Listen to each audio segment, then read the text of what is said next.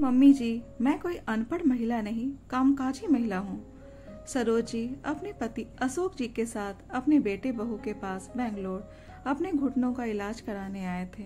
हालांकि उन्होंने अपने बेटे अमित को बहुत मना किया कि वो अपना इलाज यहाँ इलाहाबाद में करा लेंगे, वहाँ भी अच्छे डॉक्टर और अस्पताल हैं। लेकिन अमित ने कहा, माँ डॉक्टर तो मिल जाएंगे लेकिन आराम तो नहीं मिलेगा ना। फिर आपको घर के काम, पापा की दवाइयाँ, ये सब काम भी तो आपके जिम में ही आते हैं। शिखा और निशी, सरोज जी की बेटियाँ भी यही हैं। उन दोनों से और बच्चों से मिलना जुलना भी हो जाएगा। माँ प्लीज मान जाओ ना। बेटे के इतना मान मनुहार करने पर सरोज जी मान गई और बेंगलोर आ गई। माँ पापा के आने से अमित बहुत खुश था, लेकिन अमित की पत्नी अलका खुश नहीं थी, जो लाख छिपाने पर भी उसके चेहरे के हाव भाव से साफ पता चल रहा था। पढ़ी लिखी आत्मनिर्भर अलका देखने में बेहद सुंदर और प्रतिभा संपन्न थी। वो पेशे से एक सॉफ्टवेयर इंजीनियर थी। सरोज जी स्वयं पढ़ी लिखी नहीं थी, लेकिन उन्होंने अपने तीनों बच्चों को शिक्षित और आत्मनिर्भर बनाया, क्योंकि उन्हें शिक्षा का महत्व पता था। इसलिए उन्होंने अपने बेटे के लिए बड़े अरमान से पढ़ी लिखी आत्मनिर्भर अलका को अपनी बहू के रूप में चुना। घर में हर काम के लिए काम वाली आती थी। अलका घर का कोई काम नहीं करती थी, क्योंकि उसे घर के काम करने में कोई दिलचस्पी नहीं थी। इस बात से सरोज जी और अशोक जी को भी कोई परेशानी नहीं थी। वो समझते थे कि अलका ऑफिस के कामों से थक जाती है, इसलिए घर और ऑफिस दोनों काम एक साथ संभालना ऐसा संभव नहीं है।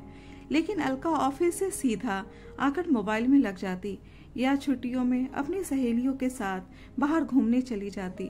सरोज जी को आए 3 सप्ताह हो गए थे, लेकिन अलका ना तो उन लोगों के पास जाकर कभी उनके साथ बैठती थी और न ही बात करती थी, बस काम से काम बात करती। सरोज जी के आने के बाद अमित ने घर में एक फुल टाइम नौकरानी रख दी थी, जो घर का सारा काम और सरोज जी और अशोक जी से जुड़े सारे काम संभालती थी। जो चीज नौकरानी नहीं बना पाती थी, अलका वो बाहर से ऑर्डर कर देती थी। जैसा खाना बन जाता था वैसा ही सबको खाना पड़ता था। सरोज जी को उसका बनाया हुआ खाना पसंद तो नहीं आता था, लेकिन बेटे बहू की खुशी के लिए मुस्कुराते हुए खा लेती थी। एक दिन सरोज जी ने अमित से कहा, बेटा अलका बहू कुछ बोलती नहीं, ना ही हमारे पास बैठती है। तब अमित ने कहा, माँ वो बोलती ही बहुत कम है और ऑफिस का भी बहुत काम होता है, थक जाती है। सरोज जी और अशोक जी बेटे की बात सुनकर चुप हो गए। एक दिन नौकरानी ने बताया कि वो 4-5 दिन नहीं आएगी, तो सरोज जी ने कहा, कोई बात नहीं, तब तक मैं कर लूंगी काम। उतने में अलका ने तपाक से कहा, नहीं माँ जी, आपको रसोई में जाने की कोई जरूरत नहीं, वरना सबको बोलने का और मुझे ताने देने का मौका मिल जाएगा कि कुछ दिनों के लिए सास ससुर आए थे और उनकी सेवा भी नहीं कर पाई। अलका का इशारा अपनी नंदों की तरफ था। सरोज जी और अशोक जी बात को समझ गए, लेकिन अपमान का घूंट पीकर चुप रह गए। पिछले 3 दिनों से खाना और नाश्ता दोनों ही बाहर से आ रहे थे। खाना बहुत ही ऑयली और मसालेदार होने की वजह से अशोक जी का शुगर लेवल बहुत बढ़ गया। अगले दिन सरोज जी सुबह सुबह बिना पूछे रसोई में चली गई और जाकर चाय बनाई। बिना शक्कर की चाय अशोक जी के लिए और मसाले वाली चाय खुद के लिए और बेटे बहू के लिए बनाई और उन्हें आवाज देकर जगाया। चाय देखते ही अमित तो खुश हो गया, लेकिन अलका का मुंह बन गया। सरोज जी ने चाय अलका को पकड़ाई तो भौं टेढ़ी करके अलका ने कहा, माँ जी मैंने आपको मना किया था ना रसोई में जाने से। तब सरोज जी ने मुस्कुराते हुए कहा, बहू तुम तो बस चाय का मजा लो, कोई तुमसे कुछ नहीं कहेगा। अगर कोई कहता है तो उसे मेरे पास भेज देना।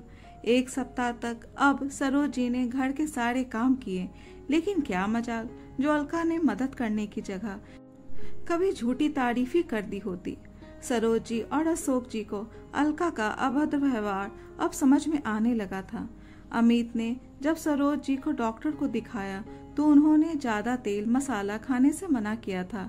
नौकरानी आने के बाद सरोज जी ने अब उसको भी कम तेल मसाले डालने और सबके स्वादानुसार भोजन बनाने के लिए कहा तो नौकरानी की भौवें तन गई। उसने गुस्से में कहा, आप मुझे मत सिखाइए। आप सासों की इसी रवैये की वजह से बहुएं आप जैसी सासों के साथ नहीं रहना चाहती। उसी समय सुबह अलका ऑफिस के लिए तैयार हो रही थी। उसने सब कुछ सुना, लेकिन मुस्कुराकर अनसुना करके चली गई। अशोक जी ने अलका जी से कहा, देखो तुम अलका को समझाओ कि वो नौकरानियों को कम से कम खाने का मेन्यू और तरीका तो बता दे। तभी उसी समय उनकी दोनों बेटियां उनसे मिलने वहां आ गई। बातों बातों में उन लोगों को पता चला कि अशोक जी का शुगर लेवल बढ़ा हुआ है। दोनों बेटियां मल्टीनेशनल कंपनी में अच्छे पदों पर थीं। तभी उनकी बड़ी बेटी ने कहा, पापा पहले चलो, आप दोनों आज सबसे पहले डॉक्टर के पास। उसने अपने परिचय के अच्छे डॉक्टर को उन लोगों को दिखाया और दवा लेकर घर आ गई। तब सरोज जी ने कहा, अरे तुम दोनों की आज छुट्टियां थी क्या? तब दोनों ने कहा, नहीं माँ, हमने छुट्टी ली है। अब हम 3 दिन तुम्हारे और पापा के साथ रहेंगे और आप दोनों को बेंगलोर घुमाएंगे। अशोक जी इस मामले में पुराने ख्यालों के थे। उन्हें बेटी के ससुराल का खाना और बेटी के पैसे लेना दोनों मंजूर नहीं था। शाम को अलका और अमित आए तो इस बार अलका का मूड दोनों नंदों को देखते खराब हो गया। उसने अंदर कमरे में जाकर अमित से कहा, अब क्या तुम्हारी दोनों बहनें भी यहीं रहेंगी क्या? प्लीज हाँ मत कहना। कोई भी बहाना करके इनको निकालो यहाँ से। मैं एक साथ इतने लोगों को अपने घर में बर्दाश्त नहीं कर सकती। अमित ने कहा, कैसी बातें कर रही हो अलका? धीरे बोलो, कोई सुन लेगा तो उन्हें बुरा लग जाएगा। अगली सुबह रविवार को सबकी छुट्टियां थी। सब एक साथ हॉल में बैठकर हंसी मजाक कर रहे थे। तभी सरोज जी ने अलका को आवाज लगाई, अलका बेटा इधर तो आओ, कुछ देर हमारे पास भी बैठो। फिर तो हम सब कुछ दिनों में चले ही जाएंगे। सरोज जी के अचानक बोलने से अलका सकपका गई और आकर उनके पास बैठ गई, लेकिन पूरा समय मोबाइल देखती रही और फिर बहाना करके उठकर वहां से चली गई। अगले दिन सरोज जी मौका देखकर पहली बार उसके कमरे में गई और बड़े प्यार से अकेले में अलका को समझाते हुए बोली, बेटा मैं पिछले कुछ दिनों से देख रही हूँ कि तुम ऑफिस से आने के बाद भी फोन से ही चिपकी रहती हो। कभी ना घर का कोई काम देखती हो और ना हम सबसे बात करती हो। बेटा रिश्ते और घर नौकरानी के भरोसे थोड़े ही चलता है, स्वयं भी देखना पड़ता है, तभी घर ठीक से चल पाता है। जब से आई हूँ देख रही हूँ तुम उदास रहती हो। जो नौकरानी दे देती है बनाकर वो तुम सब खा लेते हो। ये गलत है बेटा। तुम नौकरानी से अपनी पसंद का खाना बनवाओ, बोलो थोड़े कम तेल मसाले डाले, राशन का हिसाब रखा करो। ये सब मैं खुद के लिए नहीं, तुम्हारे भले के लिए समझा रही हूँ, ताकि सभी लोग स्वाद लेकर रुचि से खा सके और स्वास्थ्य भी ठीक रहे। सरोज जी के इतना कहते ही अलका भड़क उठी और गुस्से में जोर जोर से चीखते हुए स्वर में बोली, मम्मी जी पहले तो आप बिना पूछे मेरे कमरे में चली आई और अब बिना मांगे नसीहत भी दे रही हैं। आपने हम बहू को समझ क्या रखा है? क्या हम बस एक चलती फिरती मशीन है जो घर का सारा काम चुपचाप करते रहे और सबके ताने उल्हाने भी सुनते रहे और एक चू तक भी ना करे? आपके बेटे की तरह मैं भी तो दिन भर मेहनत करती हूँ, मेरा भी दिमाग खर्च होता है, तो क्या मुझे थकान नहीं होती? क्या मेरा मन नहीं करता कि मैं भी घर आकर आराम करूं? मुझे पता है कि ये सब आप अपनी बेटियों को दिखाने सुनाने के लिए कर रही हैं। उनको बताना चाहती हैं कि मैं कामचोर हूँ, क्योंकि मैंने 3 दिन बाहर से खाना ऑर्डर कर दिया था। अगर मैंने बाहर से खाना ऑर्डर कर दिया तो क्या कुछ गलत किया? आपको तो समय से आपकी पसंद का खाना मिल ही रहा था ना, फिर क्यों गई आप मेरी रसोई में ताक झाक करने? राशन बर्बाद हो या खाना, आपसे क्या मतलब? पैसे मेरे बर्बाद होते हैं ना, तो होने दीजिए, मैं कमाती हूँ, जहाँ और जैसे मर्जी करे खर्च करूँ। आपसे मांगती तो नहीं और ना ही आपकी तरह किसी पर आश्रित हूँ। और आपकी सामान्य जानकारी के लिए बता दूं कि बाहर काम करने वाली अधिकांश महिलाएं ऐसा ही करती हैं। और हाँ, ये घर के काम मुझसे नहीं होते, ना तो मैंने कभी ये काम किए हैं और न ही मुझे पसंद है। मैं आपकी तरह कोई अनपढ़ गवार घरेलू महिला नहीं, कामकाजी महिला हूँ।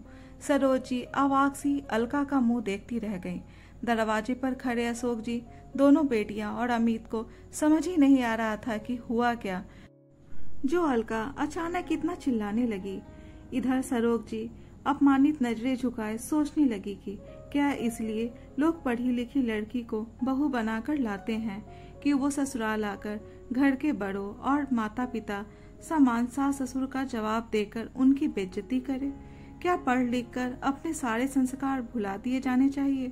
तब अशोक जी ने कहा, वाह री हमारी पढ़ी लिखी कामकाजी बहू, जिसे यह तक नहीं पता कि बड़ों से बात कैसे करते हैं। वो मेरी पत्नी को घरेलू गवार औरत कह रही है। तो तुम्हारी सामान्य जानकारी के लिए बता दूं कि इसी गवार महिला ने तुम्हारे पति को भी संस्कार और शिक्षा दी है और हमने अपनी बेटियों को भी आत्मनिर्भर बनाया है। लेकिन इसका यह मतलब कतई नहीं कि वो अपने बड़ों का सम्मान भूल जाए। तभी उनकी बेटी ने कहा, भाभी आपके इसी व्यवहार के कारण हम एक शहर में रहकर भी कभी नहीं मिलते, क्योंकि आपको हमारा आना जाना और भाई से बात करना नहीं पसंद। हम आज तक अपने संस्कारों के कारण ही चुप थे, क्योंकि आप हमारी बड़ी भाभी हैं। लेकिन आज आपने ये करके अपने मान सम्मान के साथ रिश्ता भी खो दिया। हम अपने माँ पापा को लेकर जा रहे हैं, लेकिन अब अगर आप चाहोगी तो भी हम आपसे रिश्ता नहीं जोड़ पाएंगे। चलिए माँ। रुको माँ, अमित ने कहा, आज तक मैं चुपचाप इसकी सारी बदतमीजी बर्दाश्त कर रहा, इसकी गलतियों पर पर्दा डालता रहा, जिसका नतीजा यह हुआ कि आज इसने आपका ही अपमान किया। अगर मेरी माँ ने औरतों पर हाथ उठाना सिखाया होता तो आज मैं तुम्हारा वो हाल करता कि तुम कभी बोलने लायक नहीं रह जाती। लेकिन अब तुम मुझसे ये उम्मीद कभी मत करना कि मैं तुम्हारे माता पिता का सम्मान करूंगा या उनसे कभी बात करूंगा। जिस तरह इस घर में मेरी माँ, मेरी बहन नहीं आ सकती, उसी तरह अब तुम्हारे माता पिता भी मेरे घर में कभी नहीं दिखाई देने चाहिए। अब तुम सोचो क्यों? क्योंकि मैं कुछ ना भी करूं अपने माता पिता के लिए तो उनकी 2 बेटियां सक्षम हैं, लेकिन तुम तो अकेली हो अपने माँ पापा की। इतना सुनते ही अलका ने तुरंत रंग बदल लिए। उसने कहा, ये तुम कैसी बातें कर रहे हो अमित? तुम चाहते हो तो मैं माँ जी से माफी मांग लेती हूँ, लेकिन प्लीज ऐसी बातें मत बोलो। मम्मी जी अमित को समझाइए, आखिर मेरे माता पिता के प्रति भी तो इसका कोई कर्तव्य है। उनके तो कोई बेटा नहीं, उनका इकलौता सहारा तो मैं ही हूँ।